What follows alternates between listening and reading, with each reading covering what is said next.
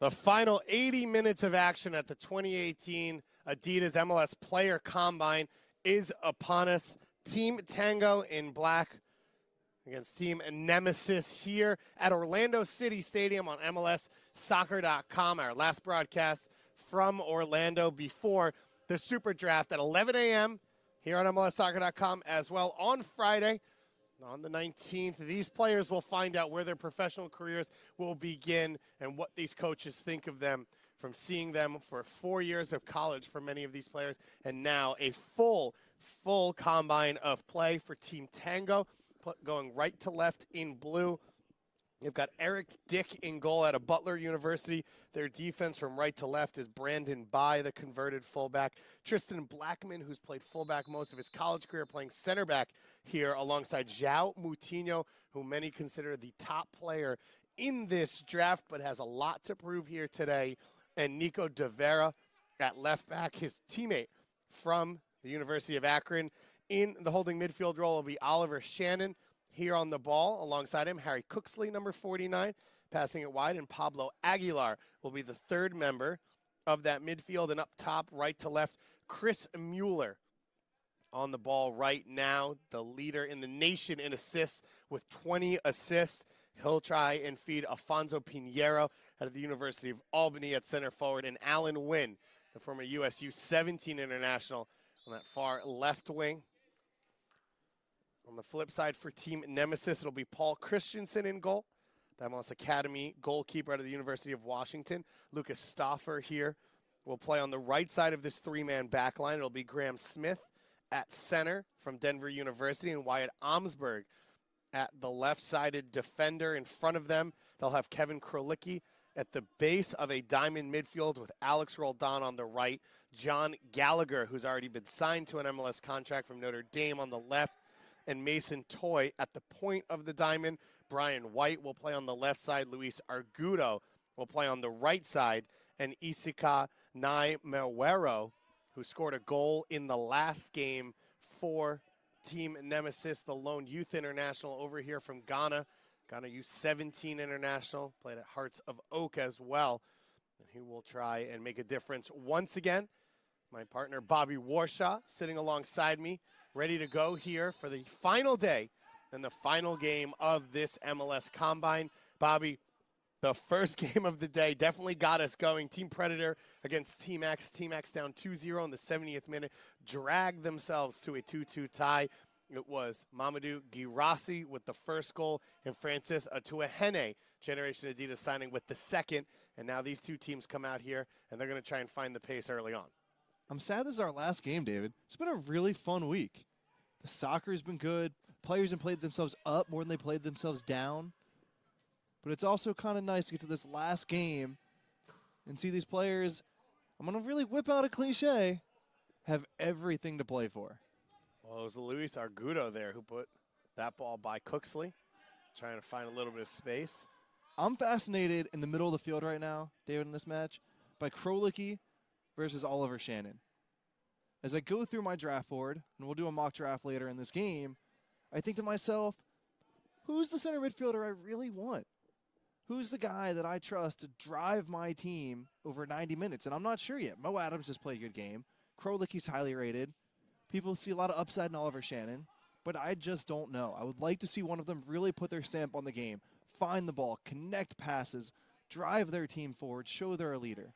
Important to point out, Mo Adams on a Generation Adidas contract, so his contract won't hit the salary cap, but Kevin Krolicki, of those three names, you said the only one with U.S. citizenship, so it won't count against your international roster spot. I think Chris Lemma, for that reason, as well as the quality he's shown, has to be thrown in that conversation as well. And as Bobby said, we'll have a mock draft coming up in the second half as Argudo cuts back here, lays it back for Roldan, whose shot is saved by the big Eric Dick out of Butler University. Mason Toy is someone that still has a lot of opportunity to move himself up on the board. Playing as a second forward, number 10 in this one for Team Nemeziz. There's a few players you draft with a ton of upside. Atuahene is one of them, and another is Mason Toy. Brandon Bai cuts this one back. Aguilar's shot is blocked. Fantastic cross by. Picked up his head, saw the open man, but then executed with a difficult low-driven ball. Shannon now trying to recover in Bai's vacated spot. He makes the tackle on Gallagher. Well done by Shannon. A few moments ago, he got turned by Toy. And that's one of the harder things about transitioning at defensive mid. At the college level, you can get up on a player's back. But once you do that to a 10 in MLS, he's going to feel your pressure. He's going to see the 6 inches you leave vacated, what side you didn't go to, and he'll turn you. Pinheiro trying to lay that back for a teammate, and he finds the opposition Roldan's feet. Alex Roldan's played at the number 6. He's played left back. Now he's on the right side of that diamond midfield, similar very much to a player in Major League Soccer called Christian Roldan, his older brother, of course. Who? Bobby just pretends because he hates Seattle. Why are you going to you're going to blow up my Twitter right now, man? Why are you going to do that? Yeah, any Seattle fan out there, tweet at B_Warshaw14. Nope. No, just B_Warshaw14. Yep. But I also don't hate Seattle. Nico de Vera lays that ball off. Anders Arhus crying right now in a building somewhere in New York, hearing about that. What's Shannon's movement? Is he checking his shoulders? He checked once. He didn't check at the end. That's what coaches will look for now. Not just what he does with the ball, but what did he do before he got the ball? And you saw Aguilar there immediately look out wide before he touched that ball. Almsberg, weak side. What's he doing on the far end? How does he track his runner? Wynn cuts in on Stauffer, rips the shot. And then on the follow-up, Mueller can't get it on frame. But Alan Wynn, who's had a quiet combine so far, creates an opportunity there. Alan Wynn had a quiet few days. And for a player like him, a 1v1 specialist. Lucas Stauffer there, he had his body lined up to force Wynn to the end line. He switched at the last second. What's the reason for that? No, I don't have a good answer for you. Well, it ended in a shot on goal, so maybe it was a bad. So here is the answer, and I don't know exactly why Stauffer did it there.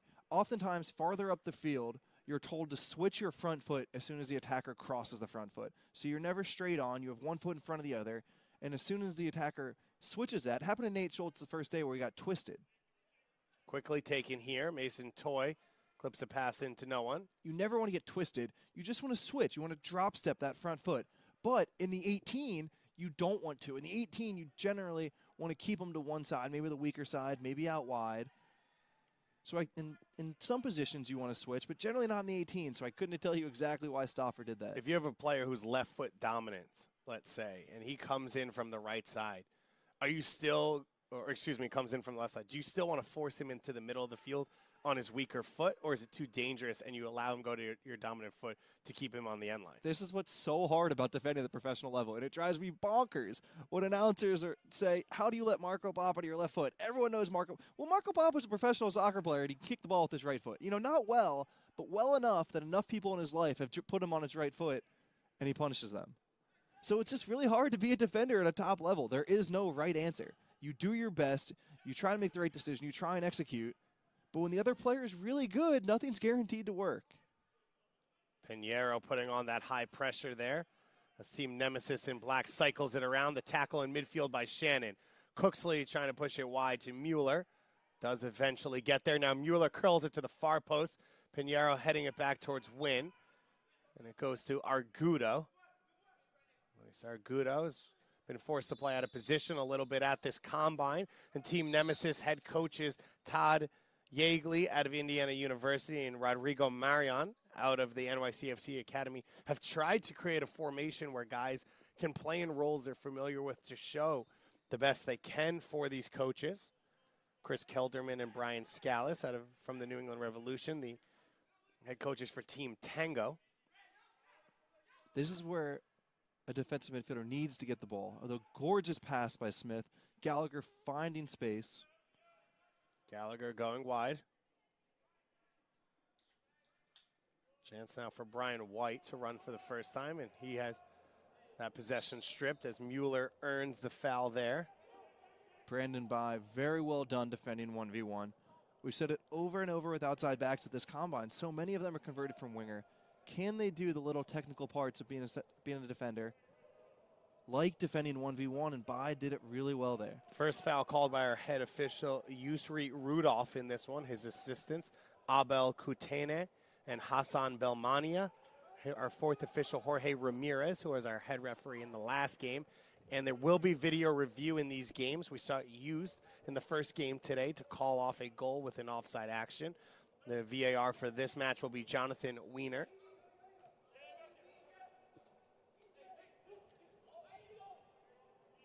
Lucas Stauffer, someone who's helped himself a lot in these first 2 games. Had interviews with coaches yesterday, and they applauded his ability to play multiple positions along the back line. So right back, left back, wing back, one of the center backs. So you have two good days at the Combine. What's your mentality going into day 3? Do you try and maybe play it safe a little bit? What are these players trying to do? If you've had 2 good days, it really just feels routine for you at that point. You're not overthinking it anymore. You're feeling good. You feel like you can finally play your game. The first 2 days, you're often scared and nervous, and you don't know who you are. Your muscle memory doesn't always go with what you want it to do. Gorgeous interchange between Cooksley and Mueller. And Cooksley rips the shot just wide. So by day 3, David, it just feels normal again. It feels like you're playing the sport you've played your whole life, and it just feels good. Day 3 is a day when you can finally enjoy it. You can finally look up and say, dang, I can't believe I'm here playing in front of these guys I've admired for so long. Bob Bradley and Ziggy Schmidt, owners of the first 2 draft picks, both probably U.S. Soccer Hall of Famers as well, as big a names as you could have a chance to work under for young players in your first opportunity in the pro game.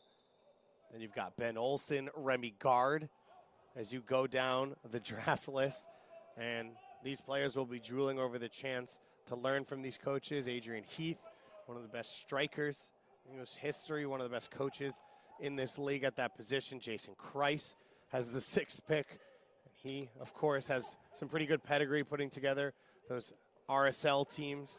Brad Friedel in his first coaching opportunity with the New England Revolution, holding the 8th and 9th pick. And we will go through who we believe these teams will be taking in these spots in the second half as we go through a mock draft. I probably should have asked this when we agreed to the mock draft. Are we doing who we think they will take or who they should take? I think should, based on their needs and what you've seen in this draft. I mean, we don't have their budget list in front of us. We don't know the exact international player spots. I'm not predicting what Brad Friedel will do. Right. I get to be Brad Friedel. I don't think you could predict what Brad Friedel will do. Although you were pumped after he came into the ETR studio yesterday. Brad Friedel did a good job. He made a Revs fan yesterday in me. He told some fantastic stories. He talked about his experience getting reconnected to U.S. Soccer through his role as the U19 coach and coming back from England, becoming a part of this system again, getting to meet all of the movers and shakers as he's been retired from the international game for over 10 years at that point. And he seems an intelligent guy, but he also seems like a guy who doesn't over-complicate things. He understands this sport and this game. And listen, Bobby, the New England Revolution have a good squad. Everyone thought they'd have a good year last year as Roldan gets to the end line, cuts it back for Argudo, looking for a chance to cross to the top of the box. Long touch there from Gallagher, and it's cleared away. But the New England Revolution were good last year, and so he's not trying to reinvent the wheel. He's just trying to find what the gaps were, what the issues were, and how to get guys in their maximum positions. Absolutely. If I had a team that I could take over right now and play a style that I'd want to play and feel confident in, it would have been the New England Revolution. Guys like Kellen Rowe and Caldwell and Wynn and Agudelo, guys who are comfortable in possession, who see the game in similar ways of pass, move, and flow. Cross comes in. Blackman clears it away.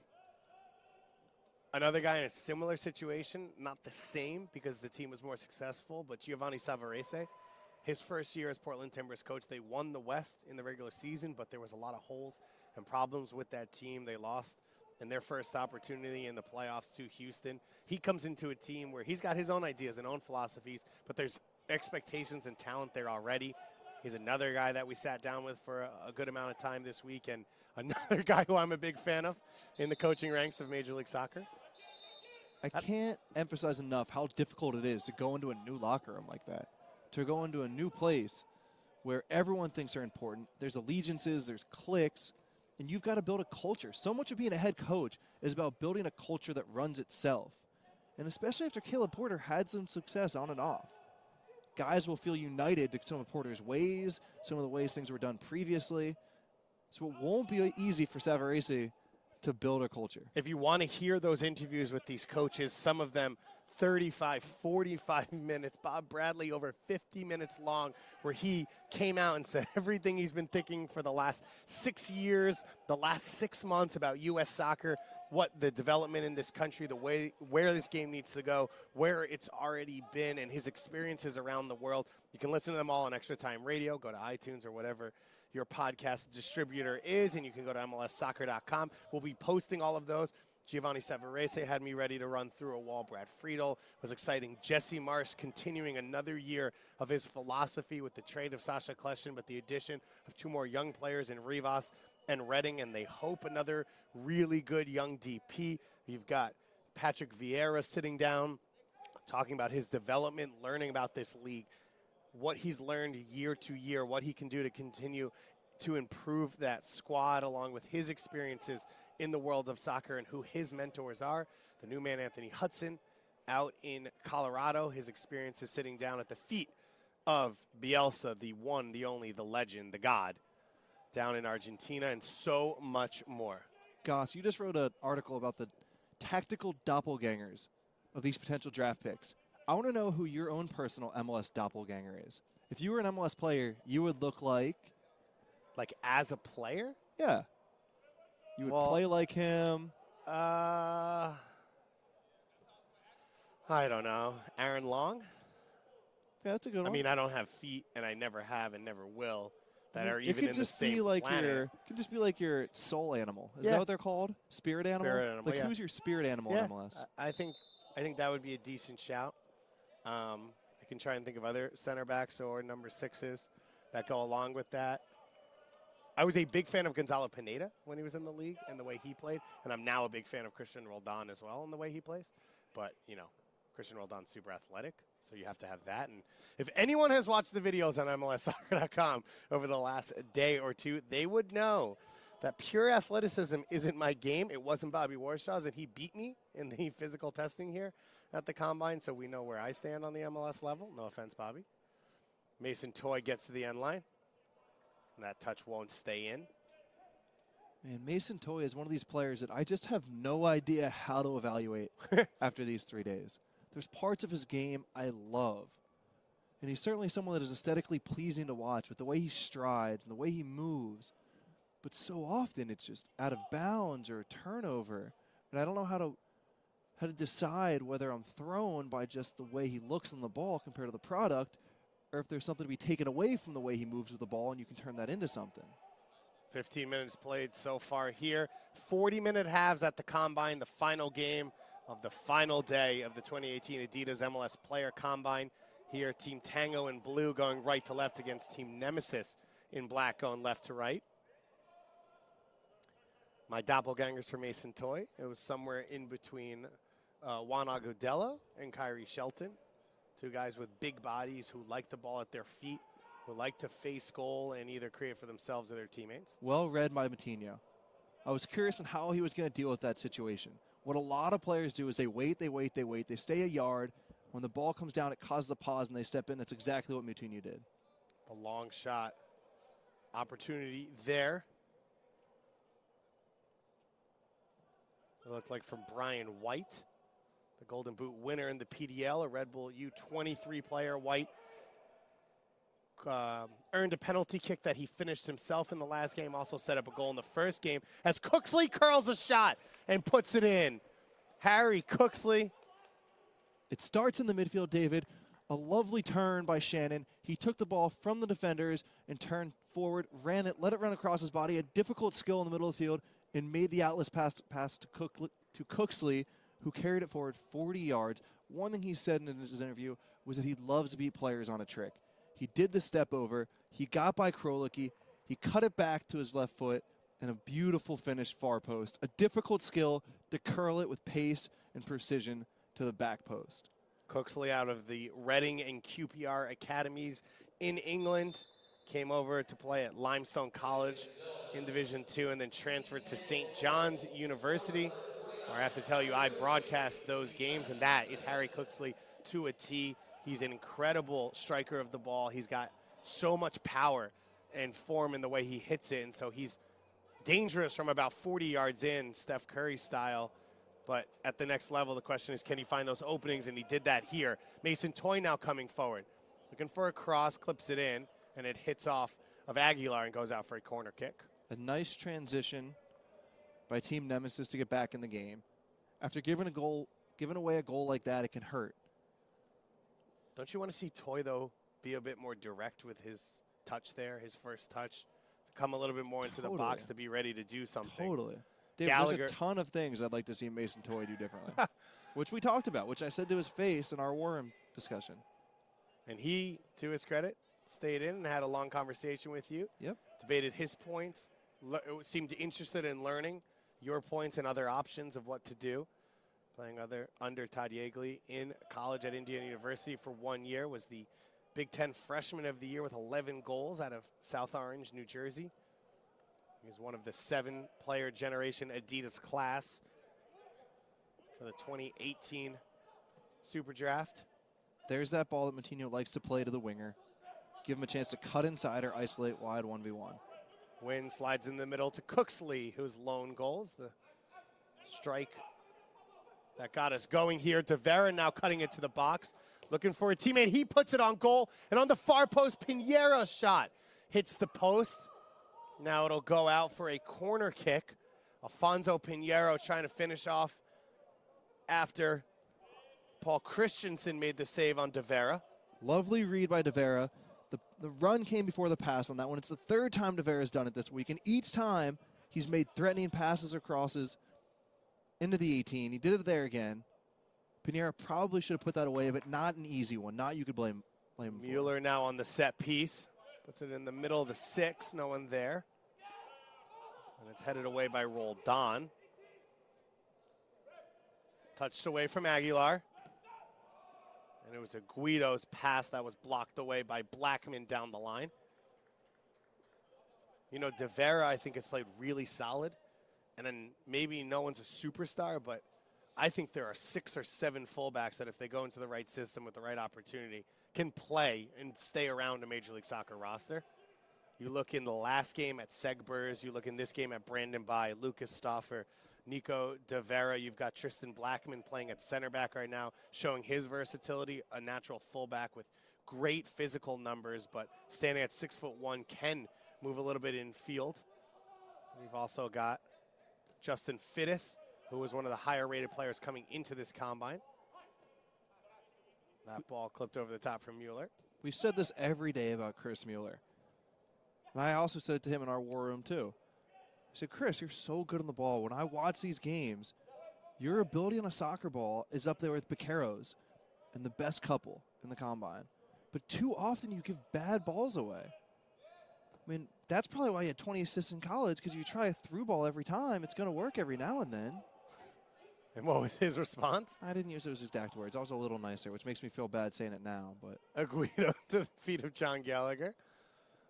As Bobby Warshawn burdens his soul on this broadcast. Stauffer's curling cross headed away. Brandon Bai with the recovery run on the far post. It's a small act by Bai, but a really important one. Obviously not just keep out the goal, but as we talk about guys who transition over and over again, these guys that move to right back, it's moments like that. Can they defend the back post? Corner kick played in, headed away by Aguilar. And you've talked about, as a fullback, staying connected when you're on that far side.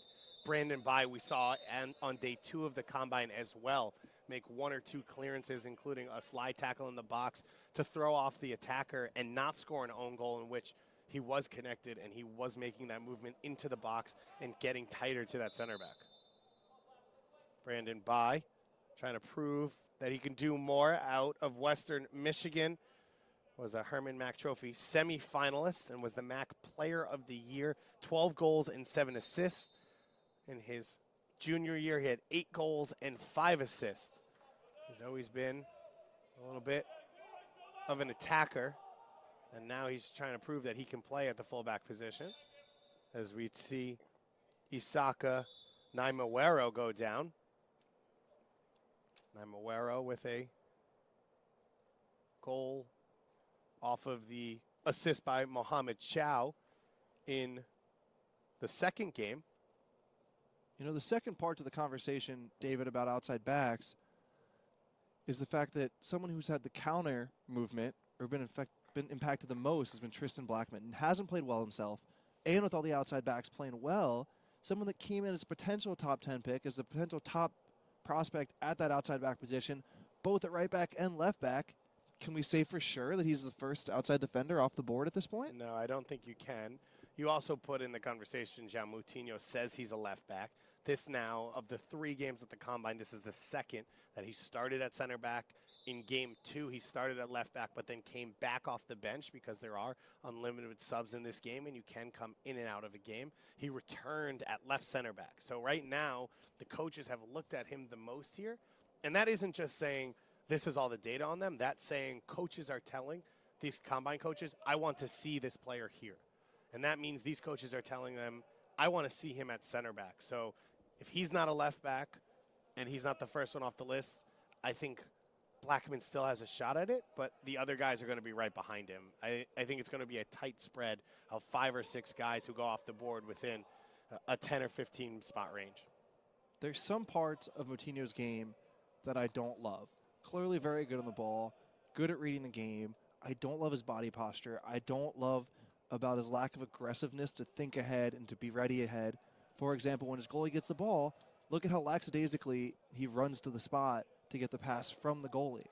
But at the same time, knowing Bob Bradley, knowing how he likes to coach, he will eat that up. He will love that challenge. He will say to himself, I can work with that. I can teach someone those things. As long as they've got the passing ability and the general soccer ability, that I can teach them those little details. Mueller goes wide to Pinheiro. Wynn. Alan Wynn now trying to find an opening, knocked away by Stauffer. Argudo there, a little bit too slow, and Devera keeps possession for his team. Cooksley back to the feet of Wynn, who tries to switch the field to Bai. Brandon Bai gets beaten to that ball, and now Brian White has a chance to launch the counterattack. This diamond formation has really helped Brian White, and for the opposite reason it was intended to. The coaches hoped it would allow the players to play on their best positions. White is one casualty of that. He's not in his best spot. He's not used to have to covering the whole sideline like this, but he's shown well. He's shown that he can both attack and defend, and that he can play in one of these wing-back positions in MLS. Mueller down the line. Aguilar's able to keep that in.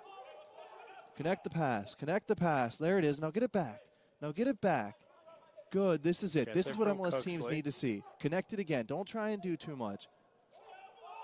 Right now, Team Tango playing in and out of space. That's it, Tango. Now Shannon needs to connect this and just get it again. That's it. These guys all need to do a little less. This is what their MLS coaches will say. They'll say, play, move it, get the next one, get the next one. Nice tackle by Blackman. David, Shannon has struggled. And as a guy who's played a lot of center mid, it hurts to see because I know how difficult it is in these games and to make the transition. Roll down there, pulls his pass a little bit too much. See here, Mueller, get the ball in the half turn. Bai now pushing forward. Pinheiro peeling out wide. Fonzo Pinheiro, one of the leading goal scorers in the nation 2 years ago at University of Albany. A little bit of a quieter year this year with some injuries. Out of São Paulo, Brazil. Bai cuts this one back to the top of the box. Wynn looking to play the hard 1-2 off of Aguilar. Love that from Bai. But I also like that from Wynn, too. The fact that he started his movement as he was making the pass gave him the advantage to slide by the defender and get the 1-2. Clearly it didn't come off, but it was a nice, intelligent play. And I don't know how you feel about this, but I like the idea there from Wynn of hitting the ball with that certain pace to kind of force Aguilar into doing what he wants because he has his eyes upfield and Aguilar's facing the other way. Absolutely. Don't try the through ball. Good. Connect. And connect it again, Cooksley. Harry Cooksley with the lone goal in this one. Here in the 29th minute, Team Tango leading Team Nemeziz 1-0 in the last game of the 2018 Adidas Combine. Team Blue, Team Tango in blue going right to left. Team Nemeziz in black going left to right. These are 40-minute halves. So we have about 12 minutes to play, and then we'll get the second half in which you'll see our mock drafts as we go through every pick in the first round for these MLS squads, all 23 of them, and see where these guys could end up. Brandon by with the run down the right side. His cross cut back and blocked. If I'm watching Brandon By as an MLS coach right now, I'm excited. I'm saying this is a guy that can do something. This is a guy that can make things happen. When you look at Brandon By, his physical profile, his ability to push forward, our producer Abner Aceves mentioned Justin Morrow as a comparison for him. Shannon vacating his spot defensive mid allows Gallagher. If they can get to Gallagher, he's in that space running the defenders. Stauffer now pushing forward as it tipped off him. Goes through the feet of Krlicki there. Good entry pass by Shannon and good half turn by Mueller. Mueller goes down, no foul called. Moutinho now in a foot race with Naiwamero, who beats him to it. And his shot soft. That'll scare the crap out of teams that might draft Moutinho. For him to get muscled like that. Now look, this is what Aleko Eskandarian was talking about that I mentioned in the first game. Moutinho's body language. Moutinho, a player who likes the game to run through him. A lot of times at the college level, the most talented player, regardless of position, will really pull the strings. Moutinho did that from center back for an Akron team that went to the College Cup. Aguilar now trying to get away from Krlicki. He's got to run down the side from Alan Wynn. Wynn's cross is blocked by Stauffer. Aguilar had been quiet the first two games, but he's been strong so far. He's done well to get his body in between the ball and the defender a few times, put them in tough spots, and make good layoffs. He also has a good setup here in that Shannon is a true number 6. Wynn is a natural wide player, and Mueller can come in and connect, and Pinheiro's a true center forward. Seems right now for Aguilar, he understands what's going on around him and using the players around him. Yeah, and that's one of the things that's difficult about the Combine. Maybe Aguilar is someone that needs that familiarity. He needs time to solve problems and get to know the situation.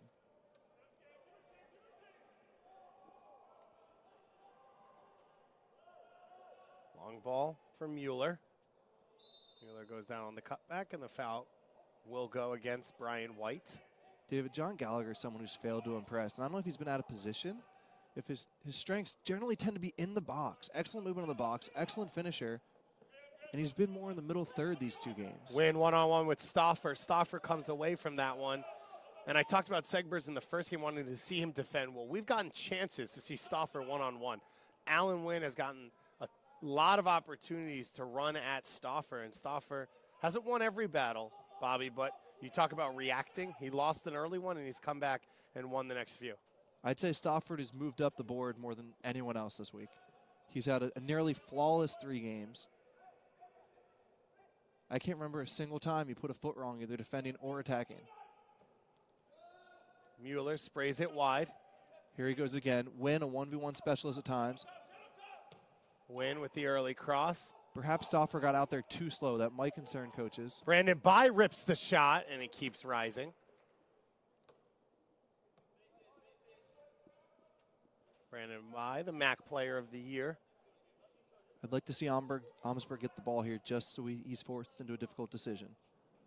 They go to Smith on the other side instead, who too has been strong this week. Graham Smith's had a very good week. He's a central midfielder. He was recruited to play at Oregon State, moved to DU, played center back only this year really full time. And I think he's proven this week that he can be a center back in the Major League Soccer USL level. He has absolutely shown it.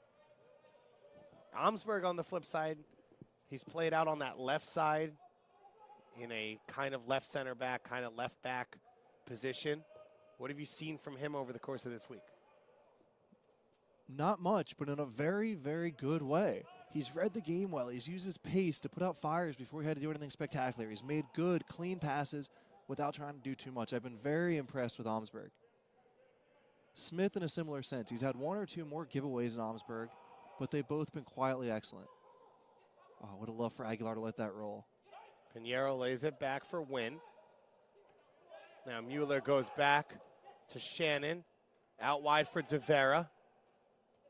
Can they connect? Don't get antsy. Who's going to get antsy and give the ball away? Pinheiro switches the field. It's so hard to play against set defenses like this. It's often just a game of discipline. Cooksley coming forward. He already has 1 goal on a long shot. Right now it's 2v2 in the back for Nemeziz versus Predator, so they can't give it away. Cooksley shot deflected. What do you think there about Pinheiro, the center forward, coming out wide so far to help set up? Do you like to see him get involved and help out, or do you want to see a center forward stay around the box and be an option for a cross? Again, it comes down to the preference of the coach and the style of the team. Personally, I like forwards that come out because what often happens is it creates space, it draws out defenders, and it creates space for someone to attack. When your center striker stays in the box, it's hard for him to get momentum and run at goal. If he pulls out of the box and pulls someone away from the center, it allows a wide player to gain momentum and go sprinting at goal. So you always have someone around the goal mouth, but at least it's someone who's moving and can run off the shoulders of the opposition. Coutinho now looking to play out of the back. We'll have a number of subs coming up in the second half. Generation Adidas signing Ima Tumwasi, who is looking to end this week on a high. Ricky Lopez Espin, who has a goal so far in this combine, and Mohamed Chow, all coming off the bench for Team Nemeziz in black, as Windshot is saved at the near post by Christensen. On the flip side, Eddie Opoku, a University of Virginia winger who's a Generation Adidas class player, will come on for Team Tango, as well as Tomas Hilliard Arce, the captain of Stanford, the center back. A lot of people expect to be in the top 5 of this MLS Super Draft.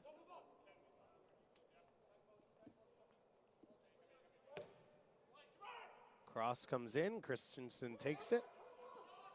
Simply for him in these last 5 minutes of the first half. Team Tango leading 1-0 through the 19th minute goal by Harry Cooksley, the St. John's Red Storm alum. These are 40-minute halves. We'll have a quick halftime as well, and then we'll be back for our last half of competition here at Orlando City Stadium on a gorgeous Orlando afternoon. These 23 coaching staffs. Last chance to put down some final notes before they go up to Philadelphia for the 2018 Super Draft on Friday at 11 a.m. here on MLSsoccer.com.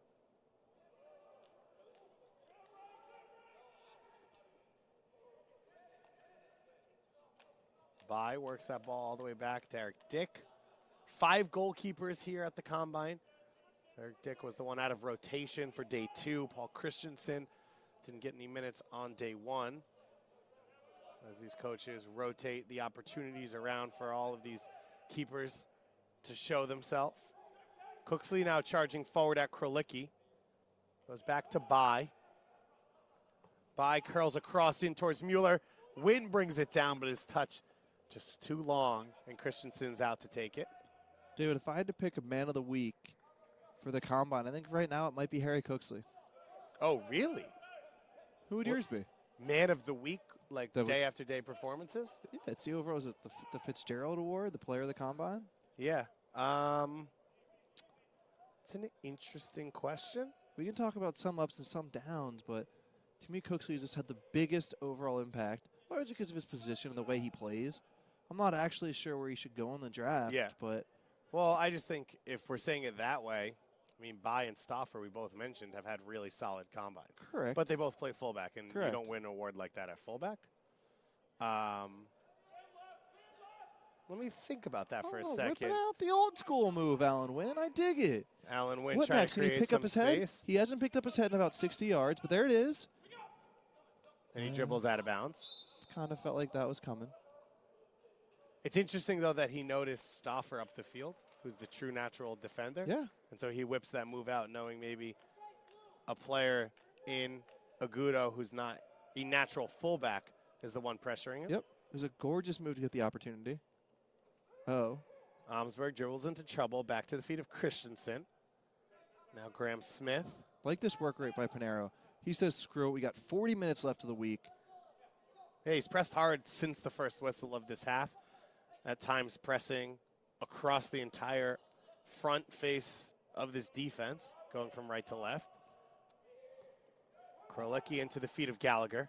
Gallagher now charging forward with acres of space to run into.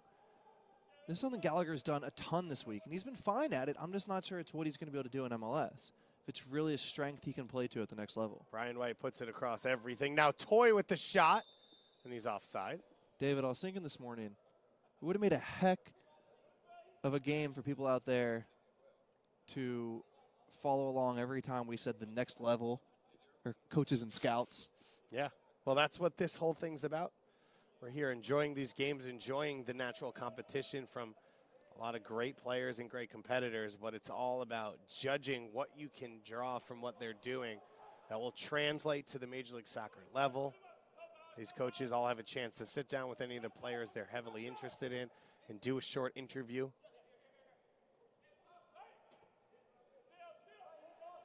Bobby, what was the weirdest question you got? As Brandon Bai now comes into the box.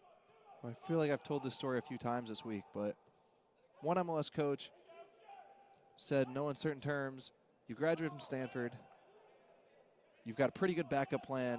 Why on earth would I trust you to care and fight for your job every single day? He was like, if I cut you, it's no big deal to your life. You'll be just fine. So why do I trust you'll put in the intensity required? And I don't know what I said. I have no idea how I responded to that. I think I just said along the lines of, how do you want me to answer that? Just talk to someone I've been around.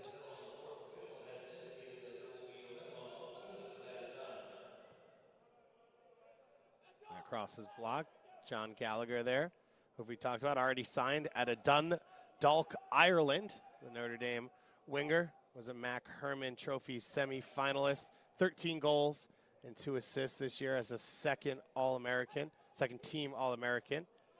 He's had plenty of trials and opportunities to play overseas. He spent a little time Philadelphia Union camp as well. So a player that the Union will be familiar with, but they don't have a top 2 draft pick right now. By 1v1 defending again. Mason Toy's a chance to play quickly here. You can look at Team Tango. Their heads are down. They're not transitioning quickly. Gallagher recognizes it.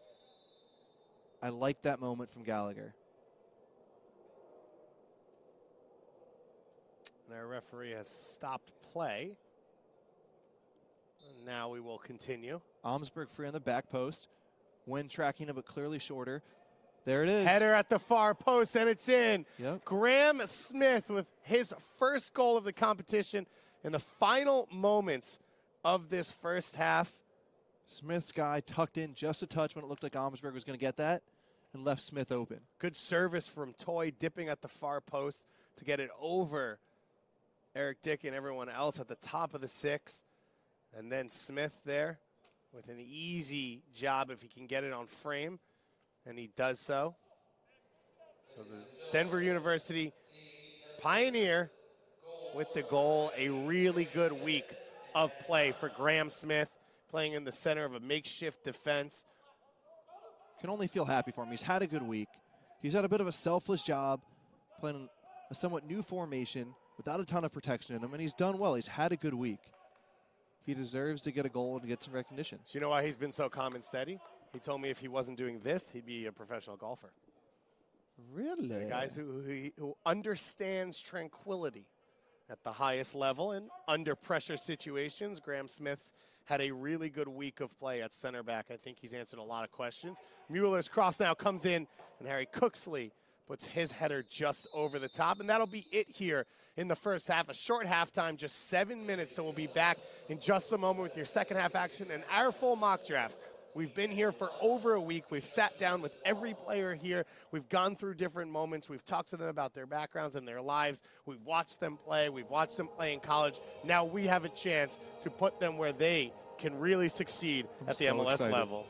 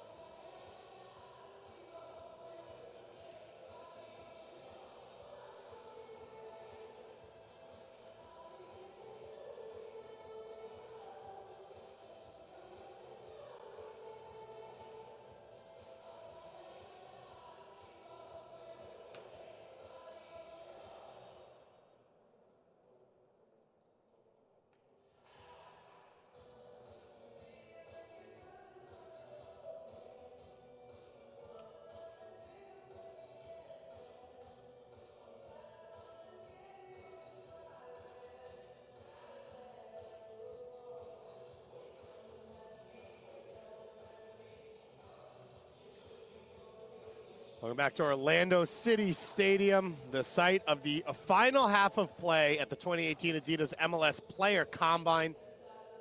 Team Nemeziz in black getting a last-minute goal from their center back, Graham Smith, on the head coach Todd Yeagley, and Rodrigo Marion in black going right to left against Team Tango in blue going left to right under Chris Kelderman and Brian Scales. A number of changes for both these squads. Here to start out the second half, it looks like a swap along the back line for Team Tango. Tristan Blackman moving to right back. Brandon Bai, the converted attacker now, will show that he can play at center back alongside Tomas Hilliard Arce. To open up this one, and AJ Patterson, a natural central midfielder now, playing at left back for Team Tango in blue. Ahead of them will be Oliver Shannon, as well as Pau Belana. Eddie Opoku will play on one wing as Max Steves creates the opportunity. Jose Correa Garcia will play on the other wing, as you see Max Steves getting the chance at center forward here in this second half. Opoku here pressing the ball. Lucas Stauffer now swapping wings for the second half. Tim Kubel will go on in the right side. Graham Smith has come off for the first time at this combine. That's why Amsberg now will play the center role of that defense.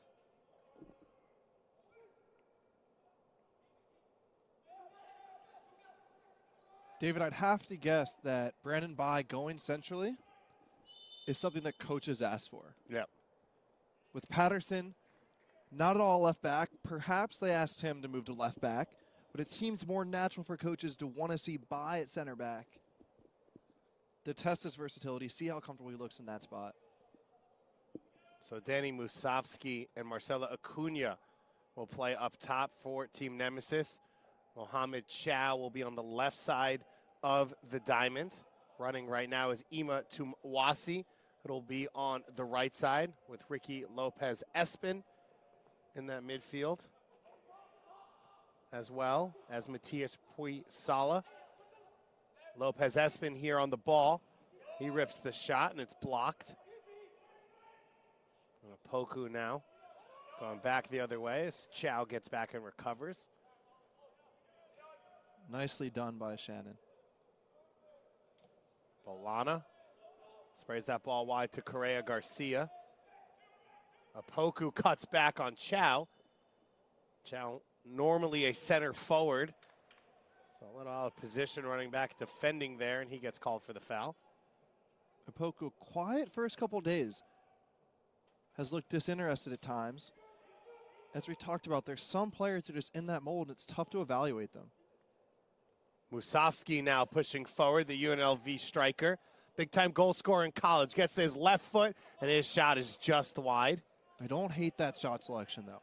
Not a bad idea to try and catch the goalie leaning, to try and get it curled around the near post. Danny Musovski, the biggest Matt Doyle fan here. Respects the chair of the analyst. You can check MLSsoccer.com over the next couple days for Doyle's mock draft.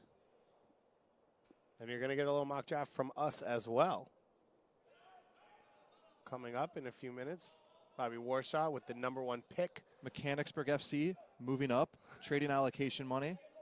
You mean Penn FC? Mechanicsburg FC, get it right, David. Musovski sprays it wide to Tumwasi. One-on-one now with Patterson, gets inside. The shot is blocked. It was a combination of Patterson and Hilliard Arce. Kubel floats it to the far post. By, I don't know, purposely heads it back. And Eric Dick's out to take it. Kubel, who many say is the best crosser in this combine, has been quiet. Has not shown much the first couple days. So moments like that will be important in this last half. I like Bologna checking his shoulders. As we've said over and over, it's the moments before they get the ball, which is what the scouts often look for. Musovski now coming off the front line. Looks to spray it wide, but it's straight to the feet of Blackman. Stauffer blocks that pass out. Brandon Bai standing at feet tall, Bobby. Is that No. good enough for center back? Oh, yes. You changed up the question at the last second. What did you on think me. I was going to say? I thought you were going to say, is that a problem? It is absolutely not a problem. It is most certainly okay. As I've said over and over, center of gravity more important than strength. And, of course, strength matters more at center back than probably anywhere else in the field. I don't know if it's a question of strength or just natural size. You don't have to jump as much. You don't have to get up as high to win aerials, crosses. I'd much rather a center defender who has other attributes than just pure strength. And, of course, strength matters. But if you can use your body well, as we talked about with João Moutinho, there's questions about his body type. But has shown several times in these 3 games that he just knows how to use his body to make up for his lack of weight. And I would put Bai in that category. We've mentioned his interceptions on the back post. A few times he did nicely just to put his body in the right spot so it didn't come to a contest of strength. Stauffer floats it over the top for Acuna. Acuna, how is Team Nemeziz moving with him? Somebody has to step to Hilliard Arce here. Why are the 3 guys so far back? Oh, a missed moment for Nemeziz to press. Somebody has to take the initiative and push players on instead of just watch the ball. Patterson back to the feet of Bellana. Shannon looks much more comfortable in these early moments with a partner next to him, having a second player in that double pivot role, opposed to playing the anchor with 2 in front of him. Blackman now one-on-one out wide. Nicely he gets done. by Lopez Espin. Gives it up to Opoku. We've been waiting for that all week from Blackman. Opoku now coming in field. Flips the pass for Correa Garcia, who gets the right-footed shot away, and the save made by Christensen over the crossbar. Gorgeously done by Garcia, and nice save by Christensen. Garcia said that one of his strengths is watching tape, and in moments like this, he watches so much tape of players that he knows if they prefer to go to their right or go to their left. And he can capitalize on those moments. Obviously tougher here in a game like this, which will hurt Carrera in this circumstance, but right there shows how intelligent he can be.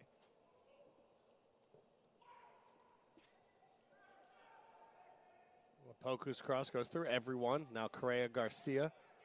Gives it wide to the feet of Bellana. Back to Opoku. Opoku one-on-one with Stauffer. Stauffer closes him down. Opoku and Stauffer now in a physical battle. Bai steps into that pass. Well done by Acuna. We've said multiple times this week, he isn't the most aesthetically pleasing player. He won't wow you, but he does these little things. He fights, he grinds. For him to track his center back there is something that a lot of strikers wouldn't do. Chow comes back to help defensively and earns the free kick against Steves.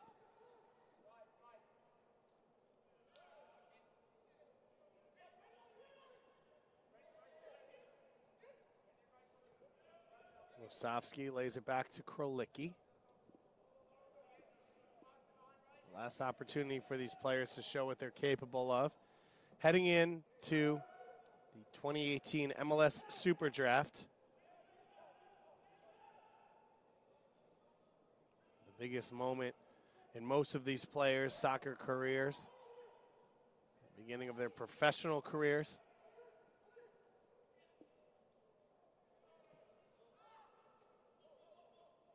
If you see Bellana move up the draft boards into the highest center mids, it's because he looks like to be the most developed possession player of all of them.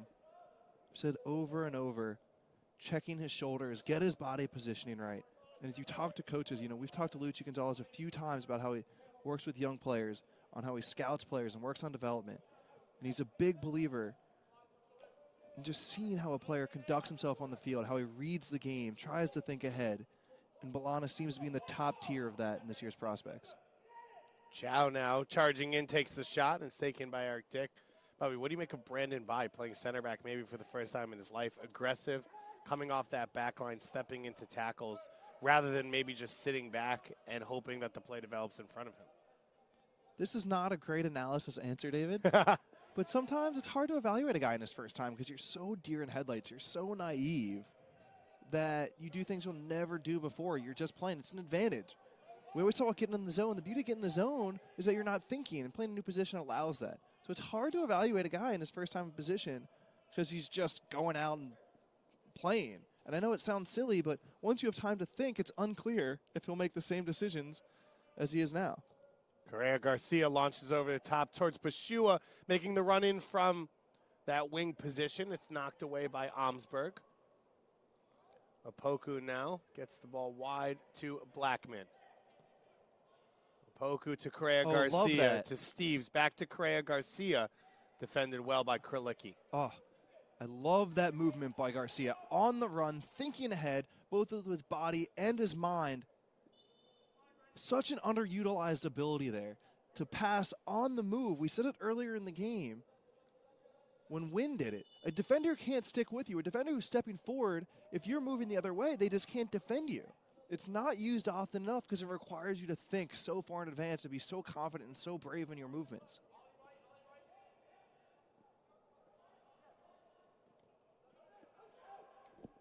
Tim Kubel and Matthias Pusala both coming off the bench here for this second half. Unlimited substitutions for these teams. Also, you're allowed to bring players back in, so expect to see some guys maybe who have stayed in from the first half go out around the 60th minute, bringing guys back in so everyone gets 60 minutes. Interesting decision there by Omsberg.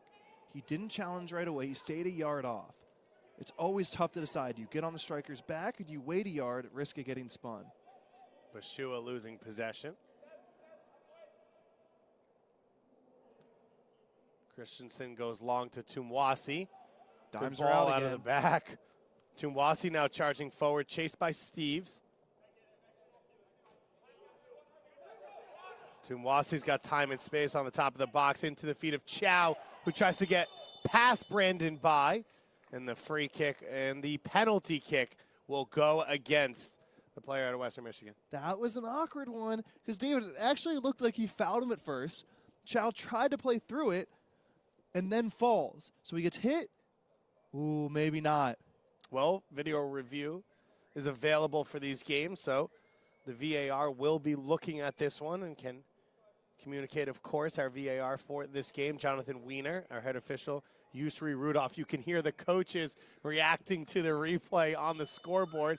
They maybe don't seem to be in love with it. Chow to take, and he steps up and bashes it home. So Mohamed Chow has gotten a goal and an assist here at this combine. Now here's my question, David. When you see a player fall like that, do you think it makes the coaches upset, or do you think they like it?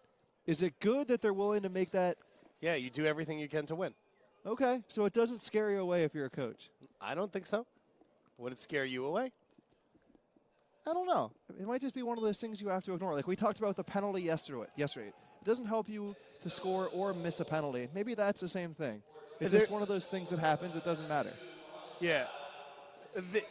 I think there's more than one way to simulate, but also in different places, right? Mohamed Chow, if he didn't attempt to continue to play when he had an advantage, it would have been different. But he makes the play. Brandon By steps to him. There isn't an advantage for him to play through. And so he goes down and earns the penalty kick, which is an opportunity for his team. If he had been in the middle of the field, the ball starts rolling to the side and it was clear space that he could have run into, picked it up, and played someone through, then maybe you feel differently about it. Yeah, you're right. Love that entry pass from Bolana. Love that hold-up play from Bashua as well. Lopez Espin to the feet of Tumwasi. Listen, I'll never argue with someone from the games. Oh, how's the run from Musovski? How's the run from Musovski? It goes wide right to Acuna. Acuna now with the cross, and it's taken by Eric Dick. Was it too slow there from Tumwasi to get that ball to that back line and then pick a side? Too slow? No, I actually didn't think he did anything wrong there. I thought the run move from Musovski was okay. The ball from Tumwasi. Sometimes you just defend well, and the spacing and the pace at which the defenders dropped was nice. Tumwasi, we see, likes to come infield and connect with more players. Doesn't want to stick out on the wing. Isolated in one-on-one situations. Oh, no. Long touch there from Shannon. Bobby Warshaw's having flashbacks to the 2011 MLS Adidas Player Combine. No, not me. I never did that.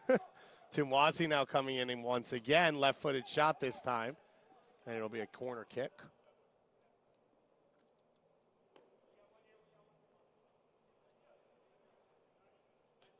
We talked in the first game about players staying mentally sharp. It's the third day, and your body's lagging a little bit. Your body's a little tired. But the bottom line is it's not too tired to still do your job. You've got to get your mind on board. Your mind always gets more exhausted than your body. It goes first. So it's moments like this, organize your new team, winning these battles that show your mental toughness. Pusala with the corner kick. Acuna's header off the crossbar and up over the top. There's Matthias Pusala, the UCF alumni. And Acuna coming away from goal wins that header, and it goes up over the top. I think Marcelo Acuna's had a really good combine. Was a goal scorer in college, and he's come here and shown he can bring so much more to your team. But when you put him in the right spot, he will still give you a decent attempt, but also the ability to finish on goal. Yeah, he didn't have a very good first day. He was up top with Mason Torrey against Team Predator, and they got outplayed because they got outnumbered in the middle of the field. And neither Acuna nor Torrey solved the issue. They didn't drop in, they didn't help their team, and they just got outrun in possession. But the last 2 days, Acuna has done quite the opposite. He's done the little things. He's helped solve these problems. I've been very impressed to see him adjust his game in ways that perhaps don't help him shine, but help his team. Bumping back. I thought Musovski would be able to put Blackman off balance there.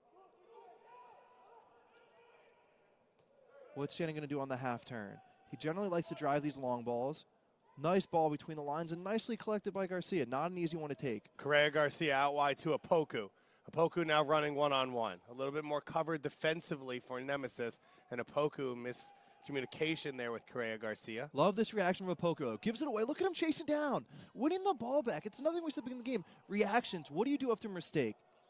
Chow able to continue to fight through and win the ball back. Chow clearly feeling confident after that goal, huh? Buzzing around.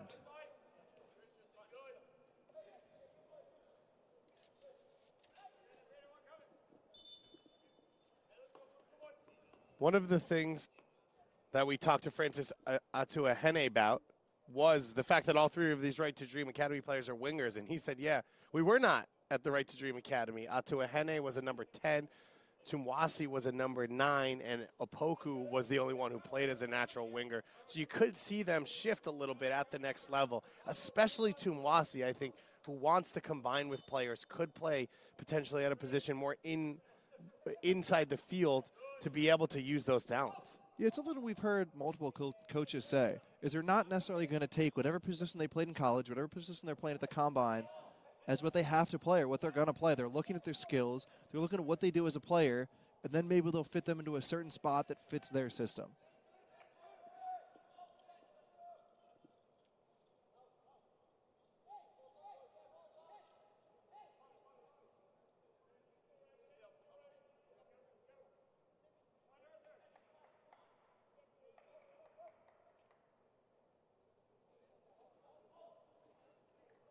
Eric Dick out of Butler University, one of the best jugglers here at the Combine, as we had all these players in to a talent show earlier this week. Nico De Vera standing about 5'5", facing off against Eric Dick at 6'5". They went, as you could say, eye to eye.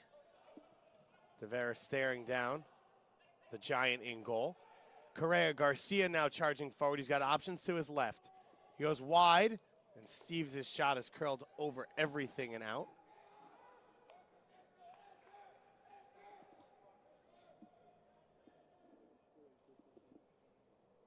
Aguilar coming on in place of Oliver Shannon. You see Max Steves out wide. Was a double-digit goal scorer. His first 2 years in college was a Mac Herman preseason watch list player his junior year. Tore his ACL 2 games into the season. Still trying to show that he has that ability to be one of the best players in the country and convert that to the next level. Helped lead Providence to a historic College Cup.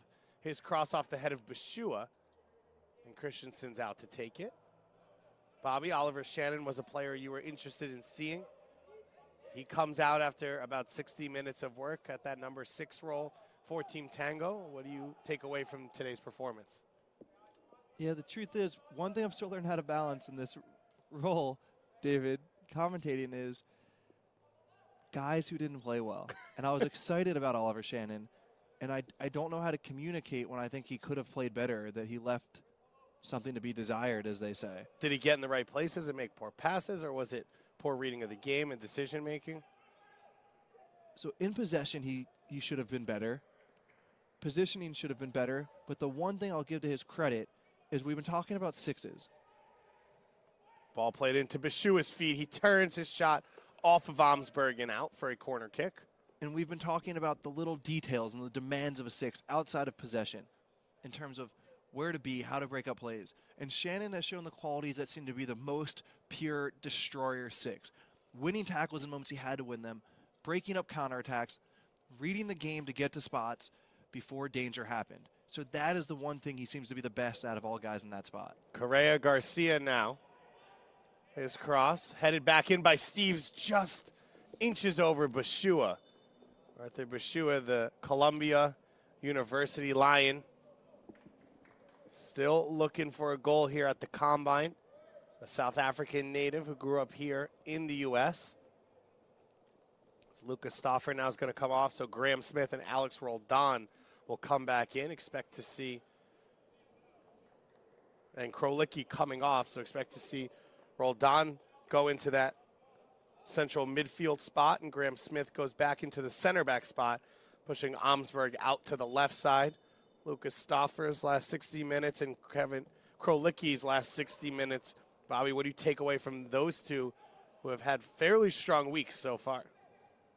Krolicki seems to be the guy who will be the most frustrated with this performance. And the reason I say that is he did so many things well. He was brave. He worked hard. He had a really, really tough job protecting a back three in a system that wasn't really meant to have a regular or any coherent system. So he did a lot of things well, but he just gave too many passes away. And especially for a player who's known for connecting his passes and is known to be capable of keeping possession and being smart and having a high efficiency, he'll be frustrated with himself. So I would say of everyone who probably has underperformed in these 3 days, he seems to be the most capable of being a Christian Roldan. The most capable of saying these 3 days aren't reflective of his ability. Chow out wide. Trying to go right through Blackman. A battle between those two, and Blackman comes away the winner with the throw in favor of Team Tango.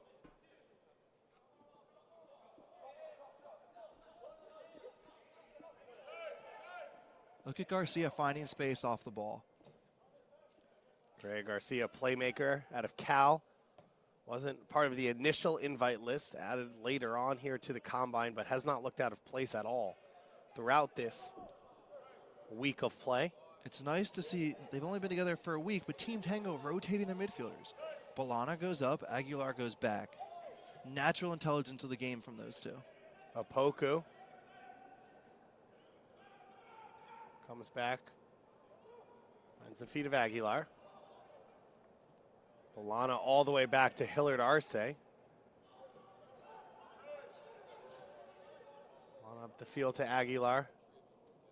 Garcia making his mark on this game more than he has in the others. Correa Garcia now. That second one, too, doesn't quite come off. Love that from Bai. Before the referee could turn, he just gives a little shoulder tug, a little swim move on the striker. Opoku now trying to take Amsberg one-on-one. Cross comes in. Bashua can't get on the end of it. And this should be a perfect setup for Opoku in that Bashua and Steves, both center forwards, are swapping in and out from left wing to center forwards. He's got two big targets to aim for when he can get a cross away. Chow now out to defend this time. Opoku gets by him. I don't know if it was on purpose, and it rolls out for a goal kick.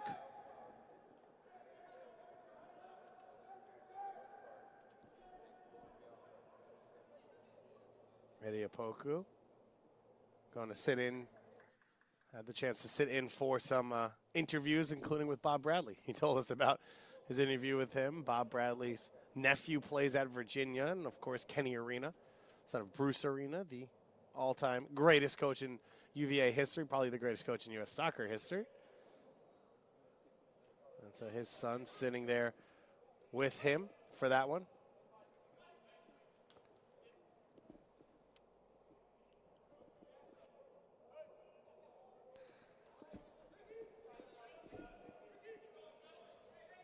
We'll have our mock draft starting in just a moment. Bobby Warshaw will put on his Bob Bradley hat as Lopez Espin rips that shot. We'll take the first pick for LAFC. You like Ricky Lopez-Espin. You saw him a few times in college. What have you made of his games this week? He hasn't played in his natural position, but he's shown that he has high-level technique. He's mobile for his size, because when you look at him, you don't think of a guy who has good side-to-side athletic ability, as this cross comes all the way in and hits the crossbar. Musovski got a touch, gliding in at the last second, and hitting off that upper 90 and going back out the other way. Lopez-Espin shown he could drop a hammer and rip a shot really from anywhere with a lot of pace. He's a player, if it was me, that I would put on my USL team and see how it works against higher level players as we get a replay here. Chow's cross.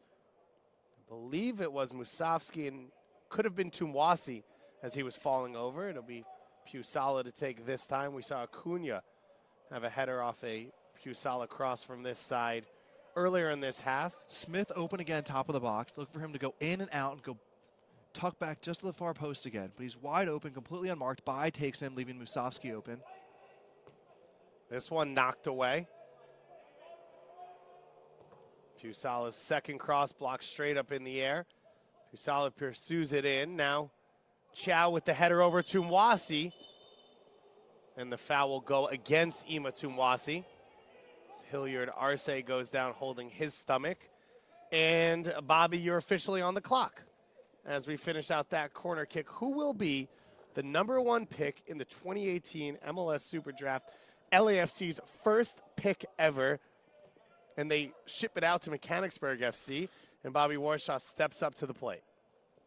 I make this picks with two caveats. I'm not sure it's what I would do, but I think it is what Bob Bradley would do. And it's, to me, a high-risk, high-reward pick. I do expect Bob Bradley and LAFC to go João Moutinho, #1, for the reasons we've said on previous days. The versatility, when you're building a new franchise, it's tough to have depth, and Moutinho plays multiple positions. He has a reading of the game and a level of understanding about the game and a technical ability that other players don't have.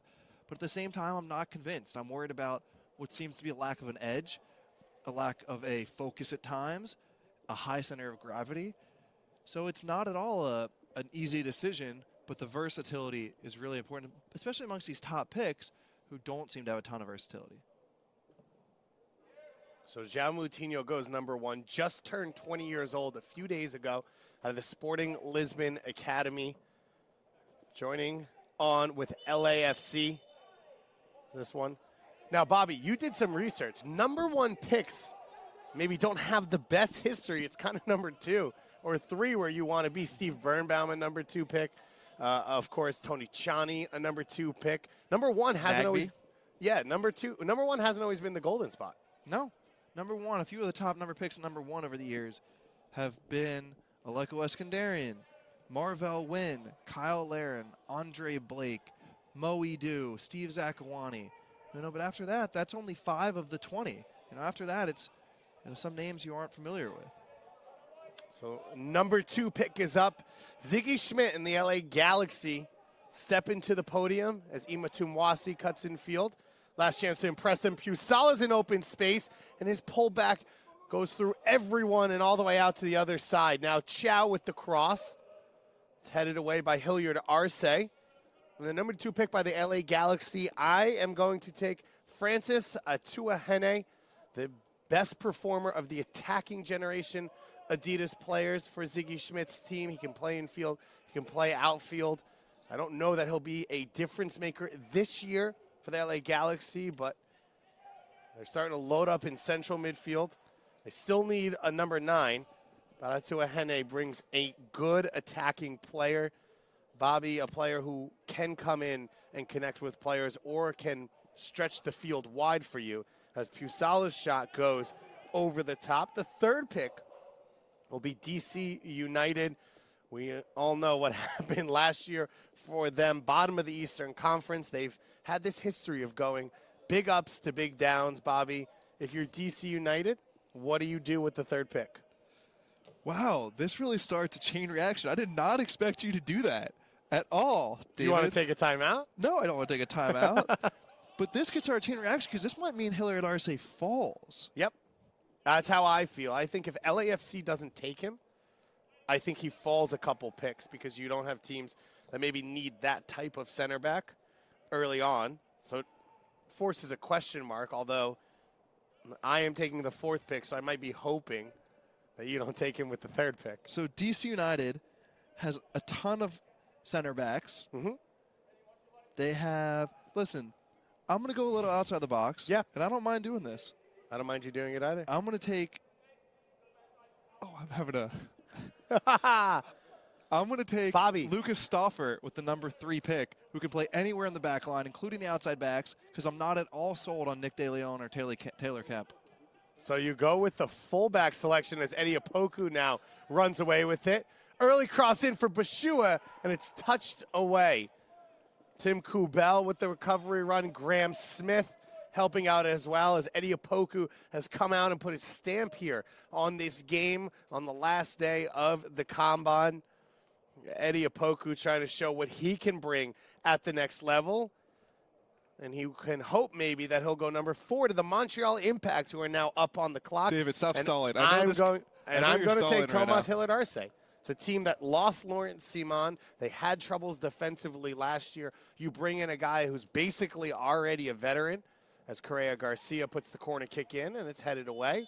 And you bring in a guy in Hillard Arce who can think the game already, who can lead from the back, and maybe he's not your starter year 1, but he's a player that you can trust if you have to put him in there and you don't make the signings at center back that potentially makes you happy. Montreal acquired that pick via a trade with Colorado.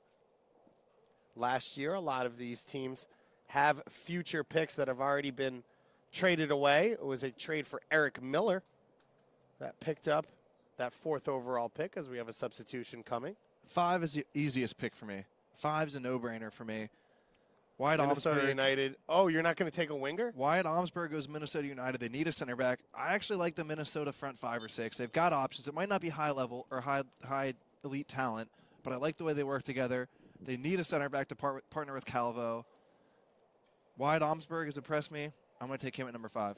And Sam Stejskal and Andrew Wiebe out here talking to coaches, talking to staffs, and they've talked about, they have some rumors about who people might like, and they also believe Omsberg could go to Minnesota. So a lot of people in favor of that pick. Now Orlando steps up. They need a whole lot of everything, but mainly they need help defensively for this team. They've invested offensively. I think coming into this draft, I would have said coming into this combine, I would have said Tristan Blackman. I'm going to say, I'm split right now, but I'm going to say Graham Smith. I think he has stepped up and shown that he is a center back, that he can pass out of the back, he can play alongside Jonathan Spector, but also they saw the injury problems for Spector last year and they fell off a cliff. Graham Smith's my pick at number 6 for Orlando. Good pick. Fantastic pick. Right way to go. Montreal at number 7 is another easy one. John Baccaro. Just a natural soccer player, a natural playmaker. Natural soccer player. At this point, Montreal just needs talent. Right, that's one spot where some of these players, they have a center back that could probably step in right away. Maybe one of the outside back spots. Number 9, somebody could probably step in and play right away. And Baccaro could be, depending on how Montreal lines up, with Piatti combining with Baccaro, Tabla, Raheem Edwards out wide, who make the runs in behind. It could be a good place for Baccaro to land and fit his skill set. Well, Bobby, we've got a ton of talent still on the board. John Baccaro, one of the biggest names coming into this draft, as this ball's knocked out to the top to Aguilar, dropping all the way to 7. Mo Adams still on the board. Eddie Opoku and Tumwasi, 2-generation Adidas players, still on the board. The New England Revolution are now up, Bobby, for back-to-back picks. The 8th and 9th pick. We talked to Brad Friedel yesterday, and I got to tell you, there's no way in my mind he doesn't trade these picks. You combine these 2 picks, you move up in the draft for someone you really like, someone who you really think can make a difference. You don't need 8 or 9 players in this offseason.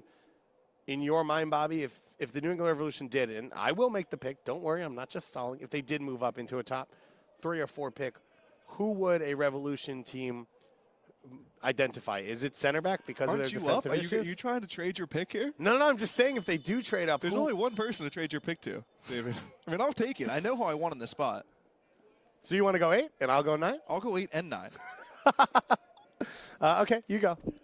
Yeah, number 8, they take Chris Mueller. Not because I think that's what they will do. I would just love to see the way Chris Mueller plays soccer, fit him in with Rowe. As I mentioned earlier, I love that front 6 for that team. The way they all play together, the way they move together. They just all think of the game in a familiar way. They've all got a little bit of flair they like to bring out at times. So to put Chris Mueller into a pass and move system, you have to rein him in. But to put him in a pass and move system, like New England, would be fun to watch. Lopez Espin trying to get in the box. The 9th pick now I'm going to make, and I'm going to say Brandon Bye. I think he's had a good draft. He showed he can play right back. He can play farther up the field. This is a team that needs fullback help, but they need some fullbacks with speed to cover a lot of ground, not guys who just play one way, and Brandon Bye is going to bring that to that team. We now arrive on number 10, and that means that we're here for RSL. Real Salt Lake is up on the clock, by the way. This is a hard one to say. The thing they need most right now is somebody to partner with Beckerman, which is a really tough job. Beckerman and that whole team are passers. They want the ball on the ground. They don't want someone who's going to pick up their head and drive long balls. That'll get you in a ton of trouble with Beckerman if you pick up your head and play a 60-yard ball away from him. You have a little bit of time to think about this, Bobby, because John Gallagher and Marcelo Acuna are standing over this one. Gallagher's shot is over the top and over everything. So if I'm going to take a center midfielder, I take Balana. If I'm not going to go center midfielder, I wouldn't mind to seeing Mason Toye. That is exactly what I was just thinking. Sorry. In that squad, largely just because you need talent at center forward. They don't have center forwards. They just signed one. It doesn't seem like Yurimov Sissy is going to play for that team for a while. Luis Silva played out of position. I also like the idea of Marcelo Acuna on that team, but I think they go with the Generation Adidas player. Did you want to say anything? I'm going to take Balana. So you go with Balana? Yes. You go with the central midfielder? That is the top 10 of the 2018 MLS Super Draft. FC Dallas would be up at number 11, San Jose at 12, and Sporting KC at 13. We'll find out which of these players is sporting fit and ready to come in and play under Peter Vermees or Swope Park Rangers. So, Bobby, we've still got a number of players on the board, but we've got a number of Generation Adidas players. We didn't pick them in the top 10, which is a little bit surprising. We didn't pick John Gallagher, who's already been signed, so you know he'll go probably in the first round. You've got Gordon Wild, Mo Adams, Ima Tumwasi. You've got Eddie Opoku. You look at those guys, where do you see them ending up? I would actually probably take Mo Adams over Balana. I'm being honest. I'm looking at my notes, and his name was covered by another piece of paper. I would probably take Mo Adams. Just not because I necessarily think Mo Adams is better than Balana, but he just covers more ground, which is what you need next to Beckerman right now. And then I was upset over my pick there. What was your question? Of those Generation Adidas guys who will be picked as this one gets to the end line from Puisala, Acuna trying to keep it alive. Tumasi's been the better of him and Opoku today. Mo Adams, I just said I put into the 10 spot.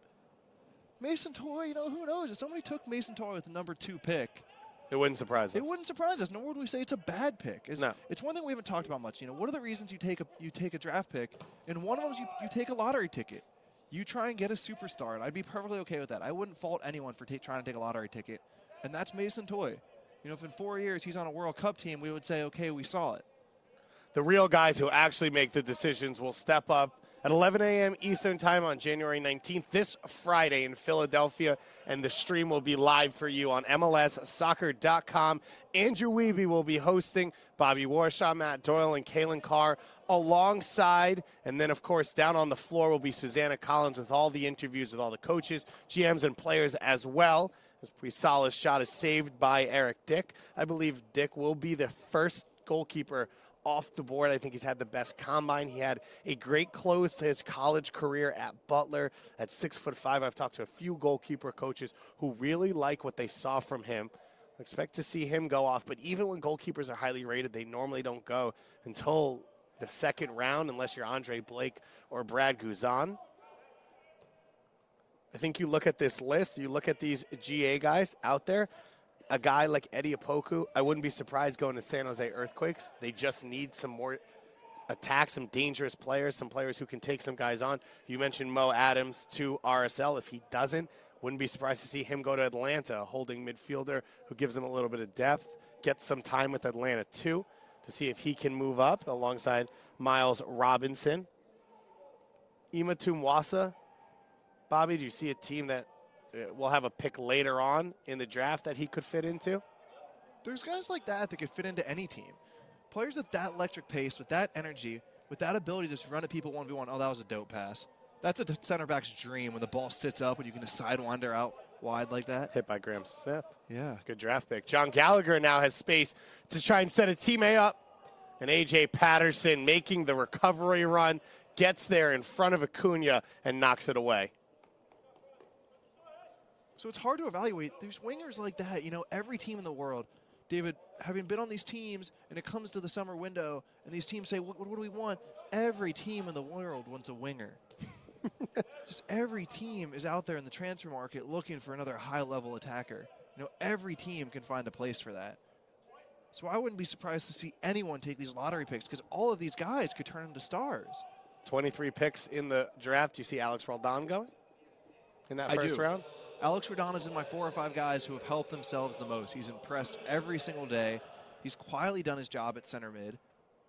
Yeah, I absolutely agree with you as well. The final 2 minutes here, minimum of 2 minutes of stoppage time at the 2018 Adidas MLS Player Combine. You mentioned those 4 or 5, Bobby. Who are the guys who really did a job this week and helped themselves as Dick makes another save? As we've said before, Smith helped himself at center back. Roldan helped himself at center mid. Bai helped himself. Segbers. Brian White has had a couple good moments out wide. Yeah, it was a good day for Mamadou Griarsi. We talked about. I thought Leon Schwartzer had a good performance in the first game as well. Corey Brown was buzzing up everyone's draft board. Yeah, he's a player actually we probably forgot as we went through those top 10 I was or 15 thinking that picks. when I took Stauffer, if I could redo that, I'd probably take Brown, but I'm okay with Stauffer as well. You know, here's one thing to think about when you do these draft picks, right? Are any of them, do they need to be starters at this point? Are you looking for a starter, or are you looking for someone that you can trust on your team for 3, 5, 10 years? And it's just an interesting way to approach this draft. There's so many different decisions a coach can make and so many different ways he can approach it. If you've got a weakness in a certain spot, are you trying to fill that weakness? If you don't have a good forward, are you trying to find someone as a forward?